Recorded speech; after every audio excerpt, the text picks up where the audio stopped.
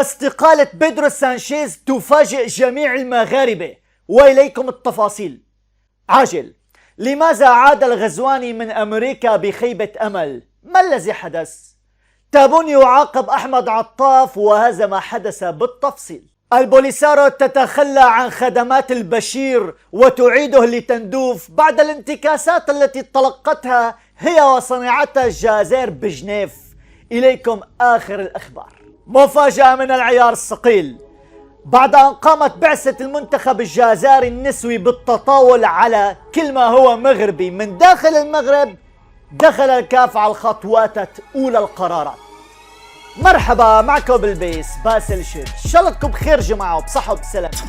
دعنا نذكر بالضغط تعازر لك، لأننا ما سوف نقوله الآن حساس للغاية، وبالآونة الأخيرة تأتينا بعض الإبلاغات، فادعمونا بزر لايك من أجل أن تبقى الفيديوهات مستمرة فضلا وليس أمرا. ماذا حدث مع الغزواني بأمريكا؟ زد على ذلك ما حكاية استقالة بيدرو سانشيز، وماذا فعل المغرب بسبب تمليل المحتلتين. دعونا نبتدئ على الفور بموضوع شغل بال جميع المغاربة، الذي هو بعثة المنتخب الجزائري النسوي التي تتطاول على كل ما هو مغربي من داخل المغرب. كان لابد للكاف أن يدخل على الخط. الكاف فتح تحقيق بانتهاكات المنتخب الجزائري النسوي للوائح كأس أفريقيا للسيدات بالمغرب. فتح الكاف أخيرا تحقيق رسمي بانتهاكات المنتخب الجزائري النسوي بكأس أفريقيا للسيدات، ونشر الكاف على بوابته الرسمية أنه تم فتح تحقيق حول الانتهاكات المفترضة التي قامت بها البعثة الجزائرية، حيث سوف يتم ترتيب الجزاءات عقب نهاية التحقيق. ما معنى ذلك؟ هناك عقوبات بالجملة تنتظر المرادية. وأوضح الكاف ببيان له أنه لن يدلي بأي تعليق إضافي بشأن هذه المسألة إلى حين الانتهاء من الإجراءات. سبق أيضا لبعض التقارير أن كشفت تصرفات بئيسة للبعثة الجزائرية فوق الأراضي المغربية، حيث عمد بعثة المنتخب الجزائري على حجب كل ما هو مغربي، بداية من حجب لوغو الكاف الرسمي خلال الندوات الصحفية، مرورا بلوغو الجامعة الملكية المغربية على كراسي دكة الاحتياط بملاعب كأس أفريقيا. كما يعمد الإعلام الجزائري لحجب كل ما له علاقة بالمغرب بتقاريره حول المنتخب الجزائري النسوي الموجود بالمغرب، بحجب لوغو شركة الخطوط الملكية المغربية الشريك الرسمي للكاف، وإساءات لا تعد ولا تحصى لرموز المغرب من داخل المغرب. ننتظر إذن الآن التحقيقات الأولية التي سوف تأتي عن إدارة الكاف والعقوبات بالجملة التي تنتظر المرادية. هذا بما يخص آخر التطورات الرياضية، لأن الجزائر تخلط بين الرياضة والسياسة. وبما أننا قلنا أن هناك عقوبات بالجملة تنتظر المرادية من الكاف، أيضا على ما يبدو هناك عقوبات بالجملة تنتظر المرادية، وهذه المرة من أمريكا. ترامب الذي التقى مع زعماء أفارقة. ما هي الرسالة الاستراتيجية التي وجهها ترامب بإشارة ضغط استراتيجي على تابون؟ معلومات هامة للغاية. تصعيد مفاجئ وغير مألوف بالأعراف الدبلوماسية عندما نقول على أن رسالة موجهة من البيت الأبيض إلى تابون وموقعة باسم ترامب بصفته رئيسا لأمريكا. كشفت مصادر مطلعة عن فرض الرسوم الجمركية على الجزائر التي تقدر ب30%، وهذه رسالة ضغط استراتيجي على أفعال الجزائر العدوانية. زاد على ذلك الكونغرس الأمريكي بدوره دخل على الخط وأكد أن هناك مشروع إدراج الجبهة الانفصالية كونها جماعات إرهابية. الجزائر التي كانت تطبل وتزمر منذ أيام، كل تطبيلها وتزميرها ذهب سدى. وإن كنا نريد أن ننتقل الآن من الجزائر إلى الغزواني، ما الذي حدث معه بالتفصيل؟ على ما يبدو الغزواني عاد بخيبة أمل، لأنه كان ينتظر أكثر من الذي حصل عليه من داخل أمريكا. أولا، الغزواني ضعيف باللغة الإنجليزية، وعلى ذلك ترامب قطع الغزواني أكثر من مرة، حتى أنه طلب منه أن يذكر اسمه واسم دولته، وبها إهانة على ما يبدو كبرى للرئيس الموريتاني. زاد على ذلك جرت مباحثات بين نائب وزير خارجية أمريكا مع رئيس موريتانيا، وبهذه المباحثات لم يتم التطرق لموضوع الصحراء المغربية. ومن هنا نفهم أن أمريكا تسير بمنعطف ثابت، أمريكا تسير نحو إنهاء ملف الصحراء المغربية دون حاجة لفتح هذا الملف مع موريتانيا، لأن أمريكا بالنهاية صاحبة القلم، ونحن نعلم جيدا موقعها داخل جلسة مجلس الأمن. وعلى ما يبدو الموضوع الذي يجب أن نقف عنده مطولا الآن الخطورة التي تستهدف المبادرة الأطلسية المغربية، لأن ترامب تحدث عن هذا الموضوع. هناك اضطرابات بالساحل تهدد المبادرة الأطلسية المغربية، لذلك اليوم حلفاء المغرب ضخوا المزيد من الدعم للمملكة المغربية لعدم التأثير على مبادرة جلالة الملك الأطلسية. معنى الذي نقوله، بينما تواصل المملكة المغربية تعزيز الحضور الاقتصادي والاستراتيجي بغرب أفريقيا، تتسابق الأحداث الميدانية والتحولات الجيوسياسية لتعيد رسم خريطة التأثير بمنطقة الساحل. الاضطرابات التي نراها داخل المنطقة سواء بمالي، سواء بالنيجر، سواء بدخول روسيا على الخط، وأيضا بفتح الأبواب، خصيصا أن الجزائر هي الأخرى تريد أن تتطاول على سيادة مالي، وعلى ذلك هناك وضع متأزم داخل منطقة الساحل، وهناك أطراف لا تريد لهذه المنطقة أن تهدأ. وهذا الموضوع ينعكس سلبا على مشروع جلالة الملك بالمشروع الأطلسي، لأن المشروع الأطلسي يهدف إلى الاستقرار وعدم التصعيد داخل المنطقة.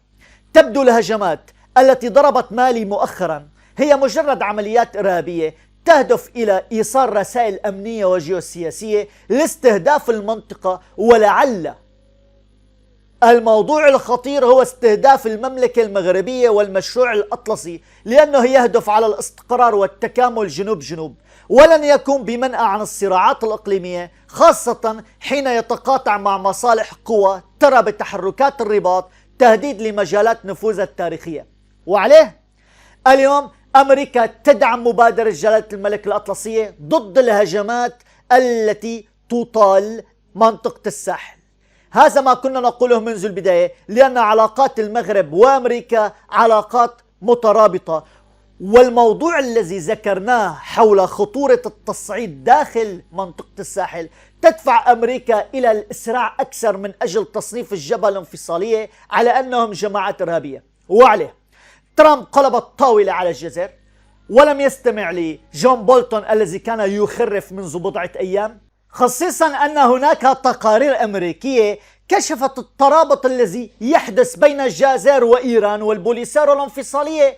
اخطبوط طهران كتاب يكشف تحالف سري بين الأطراف الثلاثة، ثلاثي الشر، إيران، الجزائر والبوليساريو الانفصالية. هذا الكتاب الذي صدر مؤخرا بعنوان اخطبوط طهران فضح العلاقة المتواجدة بين الجزائر وإيران، والهدف الرئيسي زعزعة استقرار القارة الأفريقية ودول الساحل، وهذا ما جعل أمريكا تكون صارمة بقراراتها.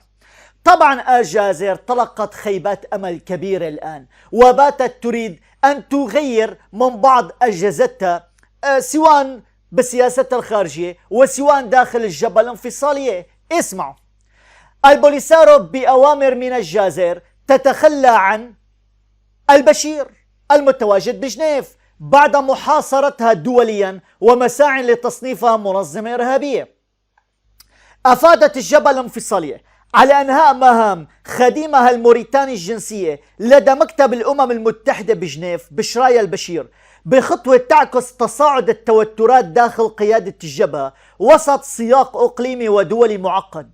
قررت الجبهة الانفصالية التي يعتزم الكونغرس الأمريكي تصنيفها تنظيم إرهابي بتعليمات من زعيمها بن بطوش تعيين البشير مستشار للرئيس الوهمي بشؤون الثروات الطبيعية والقانونية، بما يعتبره مراقبون محاولة لتقليص دوره وابعاده عن الواجهة الدولية بعد تواتر أنباء عن خلافات حادة بينه وبين رئيس الجبهة بالسنوات الأخيرة. إذن البشير أقالوه من جنيف من منصبه الوهمي وجعلوه مستشار بن بطوش. تأتي هذه الخطوة بظل تراجع ملحوظ بدعم بعض القوى الإقليمية والدولية للبوليسارو، إضافة إلى ما يوصف بتآكل الغطاء السياسي والدبلوماسي الجزائري الذي لطالما شكل سند رئيسي للجبهة.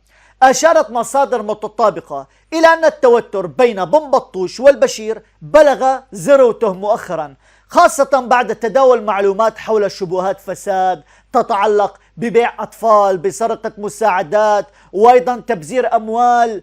يرى مراقبون أن هذا القرار يعكس تصدع متزايد بهرم القيادة الانفصالية داخل الرابوني وسط مؤشرات على تفكك داخلي وعزلة إقليمية متنامية حتى من طرف حلفاء تقليديين، خاصة في مساعي لتصنيف الجبهة بخانة التنظيمات الإرهابية. وعليه الجزائر تتلقى انتكاسة جديدة وتطرد خادمها البشير من جنيف، وهذا ما يثبت أن العزلة باتت تحيط بالجزائر وصناعتها البوليسارو. ولعل السؤال الأنسب الآن: لماذا تواصل الجزائر وبعض الساسة الأوروبيين دعم البوليسارو لك رغم الفضائح والانتهاكات والتواطؤ مع الإرهاب ومع إيران، ورغم معرفة الجزائر على أن البوليسارو منتهية أساسا؟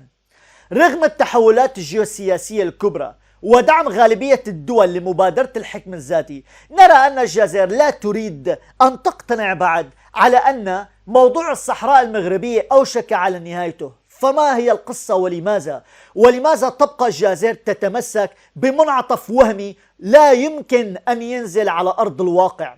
أشارت مصادر مطلعة على أن أكذوبة البوليسارو صنعتها الجزائر لأطماعها التوسعية، وعليه إن سقطت البوليسارو الجزائر سوف تفتعل بوليسارو أخرى من أجل ترويج أطماعها التوسعية.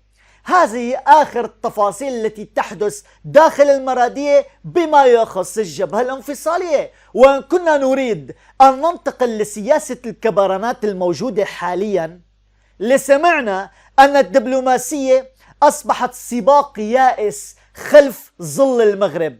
المعنى أن الجزائر تحاول النيل من الدبلوماسية المغربية، هذه هي أسس دبلوماسيتها. أحمد عطاف عندما يطير من هنا لهناك لا يهمه الشعب الجزائري ولا الجزائر التي تعاني من انهيار اقتصادي، بل يهمه مزاحمة المغرب. يبدو أن النظام الجزائري يعاني من نوع نادر من الحساسية الدبلوماسية.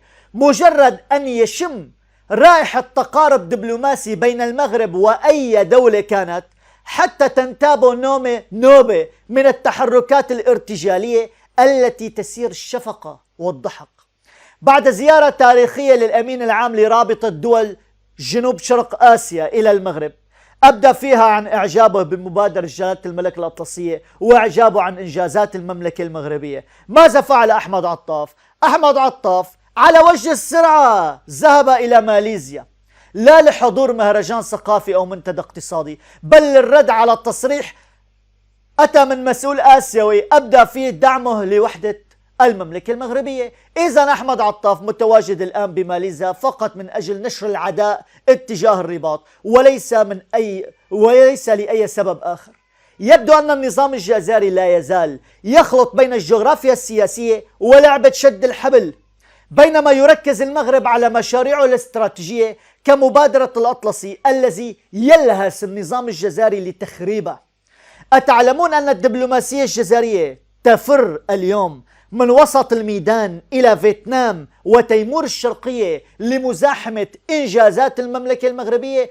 طبعا أحمد عطاف سوف يعود بكفي حنين فارغ دون أي إنجازات وهمية، لأن ملف الصحراء المغربية انتهى من الناحية السياسية والواقعية، وباتت جل الدول تؤمن بمبادرة الحكم الذاتي تحت الرؤية المغربية.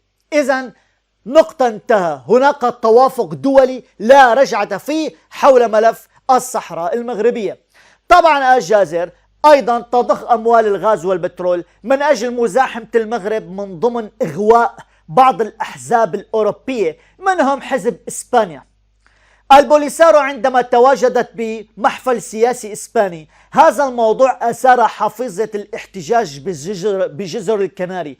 لماذا حزب إسباني استقبل عضو من الجبهة الانفصالية وهو الحزب الشعبي ارتكب خطأ كبير على ما يبدو بهذا الفعل؟ والكناري، جزر الكناري، خرجت عن صمتها وقالت، منظمات حقوقية صحراوية، إن هذا الحزب الإسباني تجرأ على حقوق المحتجزين أيضا المنتهكين، لأن البوليسارو الانفصالية تنتهك الحريات والحقوق، وهناك تنكيل لا يعد ولا يحصى.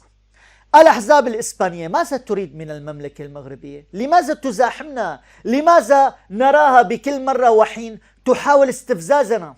على ما يبدو السر سبتة ومليلة المحتلتين. أتعلمون أن أكثر من نصف الإسبان يروا أن المغرب يشكل تهديد حقيقي لمدن سبتة ومليلة المحتلتين، خصيصا بعد أن قام المغرب بغلق حدود سبتة ومليلة أمام المبادلات التجارية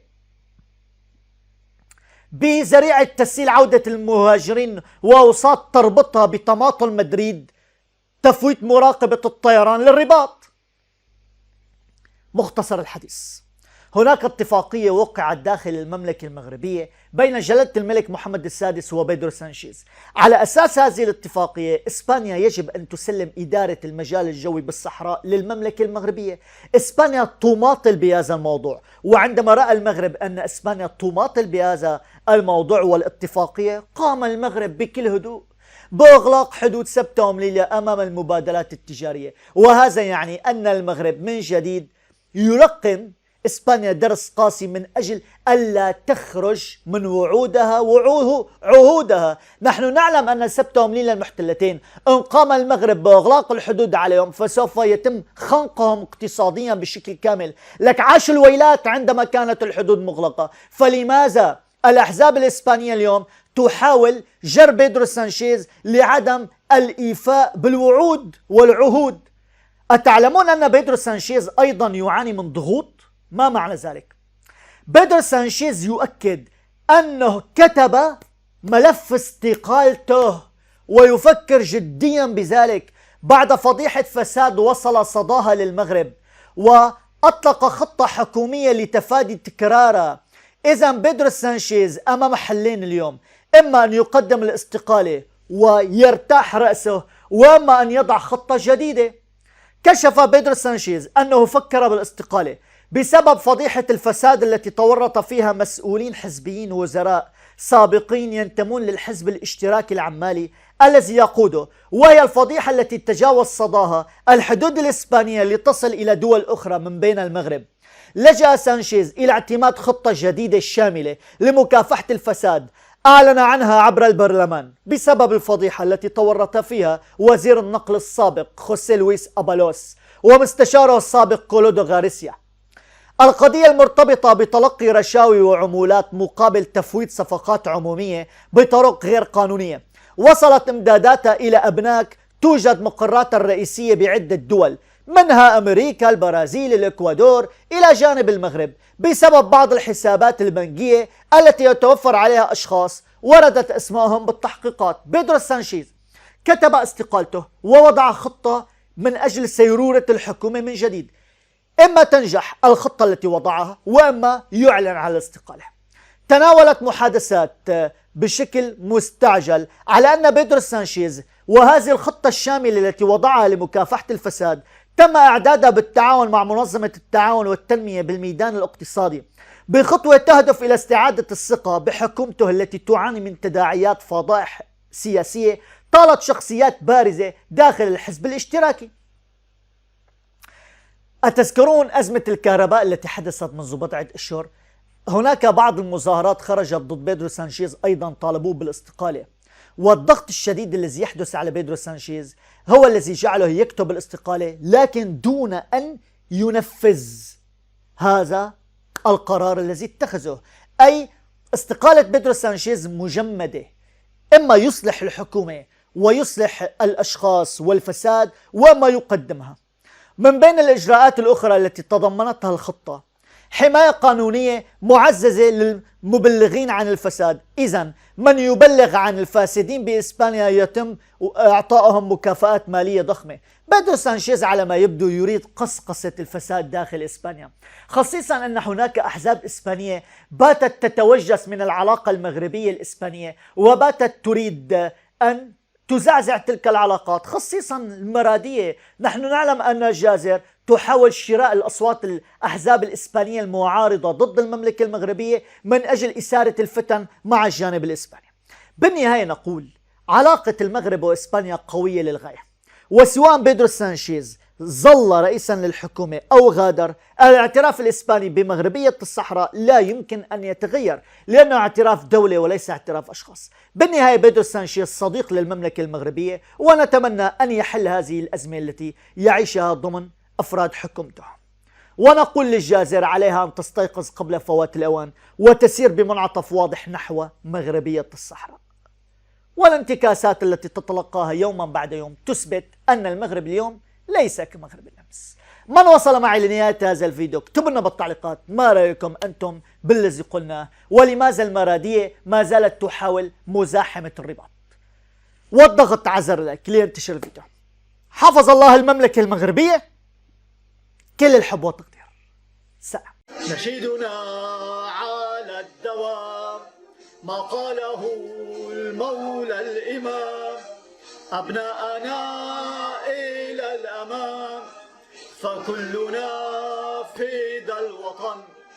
يحيى الملك يحيى الوطن، يحيى الملك يحيى الوطن.